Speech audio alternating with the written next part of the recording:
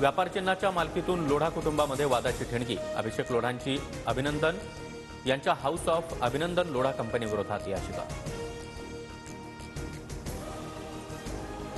Vasantdada sugar इन्स्टिट्यूटची उद्या वार्षिक सर्वसाधारण सभा. शरद पवार आणि अजित पवार पुन्हा एकाच व्यासपीठावर येणार. राज ठाकरे उद्यापासून 3 दिवस नाशिक दौऱ्यावर. स्थानिक स्वराज्य संस्थांच्या निवडणुकीच्या पार्श्वभूमीवर कार्यकर्त्यांसोबत संवाद साधणार. टोरेस प्रकरणामध्ये 8 युक्रेनच्या तर 1 तुर्कीय नागरिकाविरोधात ब्ल्यू कॉर्नर नोटीस.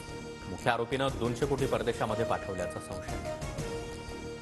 राज्यात 4 लाख बनावट पीक विम्याचे दावे उघड. बनावट दावे फेटाळून काटेकोर तपासणीसाठी सुधारणा करण्यात येणार. माणिकराव कोकाटेंची माहिती. रिक्षा आणि टॅक्सीच्या दरामध्ये 3 रुपयांची वाढ करण्याची मागणी. प्रस्ताव मान्य झाल्यास रिक्षाचं भाडं 26 रुपये तर टॅक्सीसाठी 31 रुपये मोजावे लागणार. पुण्यामध्ये गुइलेन बॅरे सिंड्रोमचे 24 संशयित रुग्ण. आरोग्य विभागाकडून शीघ्र कृती पथकाची स्थापना.